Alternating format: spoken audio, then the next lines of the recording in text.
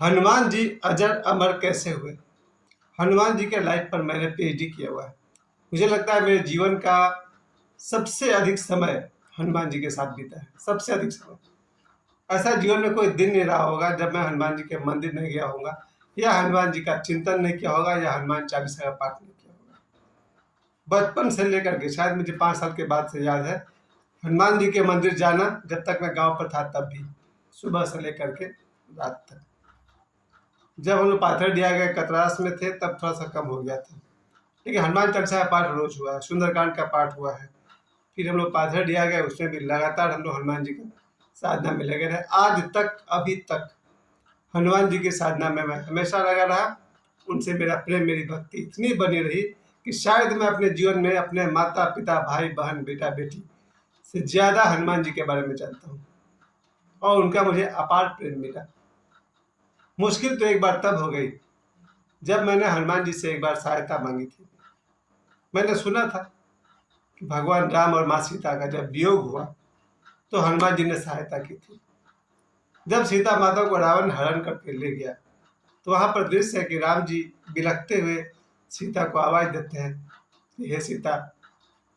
लक्ष्मण जी भी आवाज दे रहे हैं और रावण कहीं सीता को ले गया है। उस दृश्य के बाद से फिर हनुमान जी का एंट्री होता है और हनुमान जी भगवान राम और माँ सीता का मिलन कराते हैं। आप सभी इस कथा को जानते हैं। और उसी जगह पर माता सीता, जब ये हनुमान जी पहुंचते हैं पुष्प वाटिका में, अशोक वाटिका में, तो वहां पर माता सीता उन्हें वरदान देती है कि हे पुत्र, अजर अमर हो जाओ। कैसे हो गए हनुमान जी अजर और अमर, इस पर हम बात करेंगे। अजर अमर हुआ जा सकता है। बहुत सारे योगी हैं, 8 तो वैसे ही हैं, तो मुझे लगता है 8 से ज़्यादा है इस धरती पर जो अजर है, अमर है। अजर का मतलब होता है जिसका कोई बुढ़ापा न हो, यानी जो जवान के बाद जवान ही रह जाए, बूढ़ा न हो। और अमर का मतलब आप सभी जानते हैं जिसके शरीर नष्ट न हो। और ये दोनों बहुत वैज्ञानिक बात है, बहुत साइंटिफिक बात है। बड़े से बड़े नास्तिक को ये बात समझ में आ जाएगी।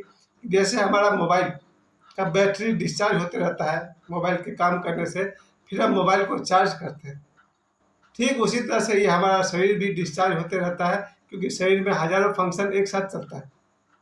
तो इस शरीर को भी हम लोग चार्ज करते हैं। इस शरीर को चार्ज करने के लिए हम भोजन करते हैं, हम 8 घंटा की नींद लेते हैं, हम मनोरंजन करते हैं। इन 3-4 विधियों से शरीर को हम लोग चार्ज करते हैं और एक लिमिट के बाद 70-80 साल के आसपास में हमारा शरीर समाप्त रहता है। लेकिन मैं विशेष करके नास्तिकों से कहना चाहता हूँ, जो भी अपने आप को नास्तिक मानते हैं, उनसे कहना चाहता हूँ, वैज्ञानिक आधार पर भी अगर आप चलें तो इस शरीर को अमर रखा जा सकता है। एक विधि है आयुर्वेदिक तरीका से। इस धरती पर ऐसे ऐसे पेड़ पौधे हैं जिनके पत्ती, फूल, फलों का सेवन करके शरीर को रिचार्ज किया जा सकता है। जैसे अपने आप शरीर को नष्ट करना हो तो खूब शराब पियो, गुटखा खाओ, बासी खाना खाओ, ये फास्ट फूड खाओ, और इस तरह से हम अपने शरीर की अपने उम्र कम कर सकते हैं। बहुत सीधा रास्ता है कि हम फास्ट फूड खा करके, शराब, सिगरेट, गुटखा, इन सब को लेकर के अपने शरीर की आयु को कम कर सकते हैं। तो इसके विपरीत आयुर्वेदिक चीज़ों को लेकर के अपने शरीर की आयु को बढ़ा सकते हैं। मैं ये बात उनसे कह रहा हूँ जो अपने आप को नास्तिक मानते हैं। उसी तरह से गलत अभ्यास करके शरीर की आयु को नष्ट किया जा सकता है। अपने शरीर को नष्ट करने के बहुत सारे साधन हैं। उससे अपने शरीर के को नष्ट करके अपने शरीर की आयु कम कर सकते हैं। और इसके उल्टा में योगाभ्यास है। कुछ योगा ऐसे हैं जिनका अभ्यास करने से प्रतिदिन आपकी उम्र 1 मिनट, 2 मिनट, 10 मिनट बढ़ती रहती है। आप जब तक धरती पर रहना चाहें रह सकते हैं। और ऐसे बहुत सारे लोग हैं, जिस दिन मैं अपने जीवन का 100 साल पार करूंगा उस दिन मैं भी कुछ रहस्य आपको बता पाऊंगा। अभी बताना ठीक नहीं है, लेकिन अगर हम गलत भोजन करके अपने शरीर की आयु घटा सकते हैं तो आयुर्वेदिक कुछ चीज़ लेकर के शरीर की आयु बढ़ा सकते हैं। अगर हम गलत अभ्यास करके शरीर को नष्ट कर सकते हैं, आयु घटा सकते हैं, तो योगाभ्यास करके शरीर की आयु को बढ़ा सकते हैं। ये सब रहस्यमय बातें हैं, इन्हें ऑन स्क्रीन नहीं कहना चाहिए, लेकिन इतना जरूर कहूँगा कि हनुमान जी एकदम अभी का अभी मौजूद हैं, मेरे साथ हैं, मेरे भीतर है, मेरे बाहर है। क्योंकि माता, पिता, भाई, बहन, पत्नी, बच्चे, मित्र, दुश्मन कोई साथ नहीं देता है जब आप घोर एकांत में पड़ते हैं। कभी कभी जंगल से होकर गुजरना होता है। जब वहाँ भूत का डर पकड़ता है ना, तब हनुमान जी याद आते हैं। अभी रात को 9 बजे किसी जंगल से गुजरिए, बिल्कुल हनुमान जी की याद आएगी कि कब कोई भूत आकर कूद जाए मेरे सामने। या फिर जब जब हम लोग सड़क पार करते हैं, तो माता पिता भाई बहन पत्नी बच्चे वहाँ काम में आते हैं। अगर कोई काम आ सकता है तो हनुमान जी काम आ सकते हैं।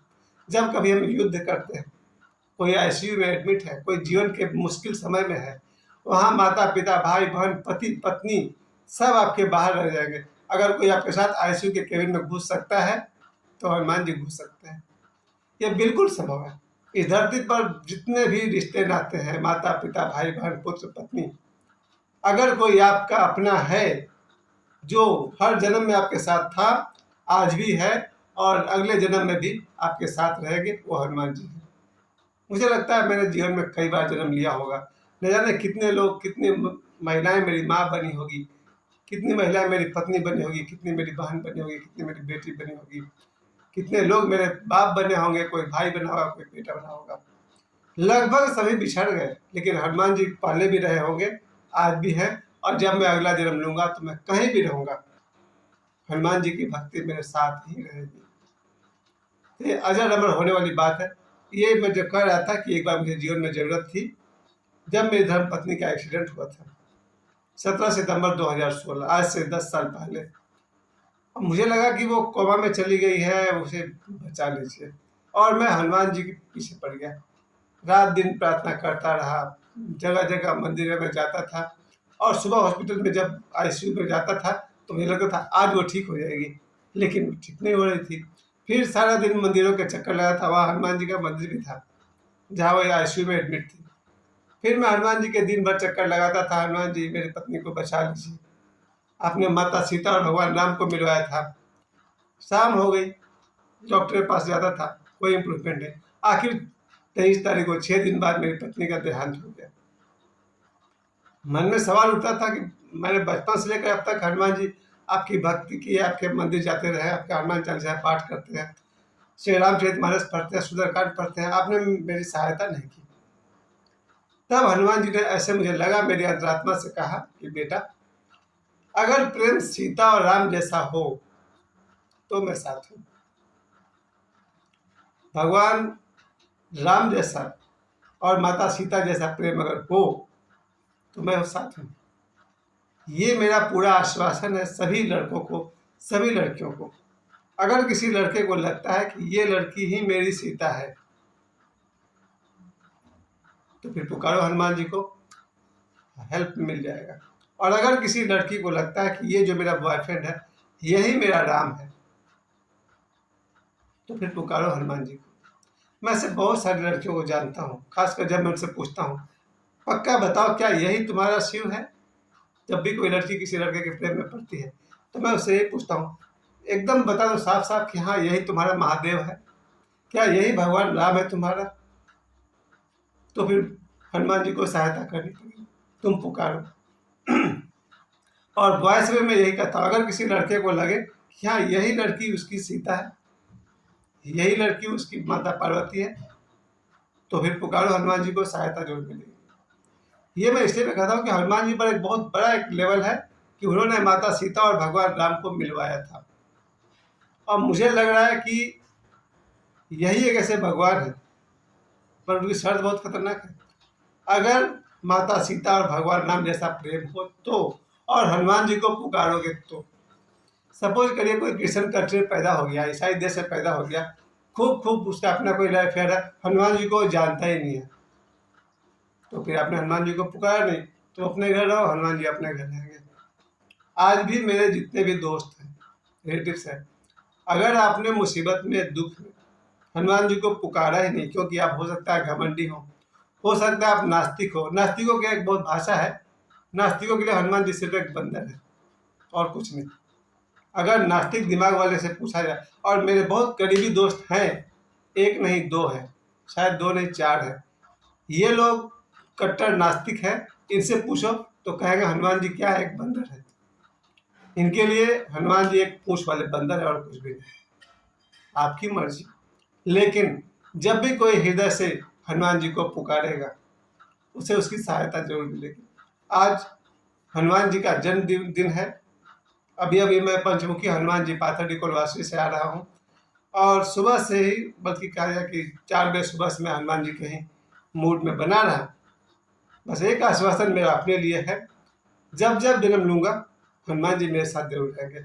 शायद ये माता पिता भाई बहन मित्र इनका अगले जन्म में मुझे साथ न मिले, लेकिन अगले जन्म में हनुमान जी मेरे साथ अवश्य रहेंगे। और दूसरा आश्वासन है, जब भी कोई हृदय से भर करके हनुमान जी को पुकारेगा, उसकी सहायता उसे जरूर मिलेगी। हनुमान जी उसकी सहायता अवश्य करेंगे। हनुमान जी के उनके जन्मदिन पर कोटि कोटि बार प्रणाम, करोड़ों बार प्रणाम। और आप सभी को भी हनुमान जयंती की हार्दिक शुभकामनाएं। धन्यवाद। जय श्री राम।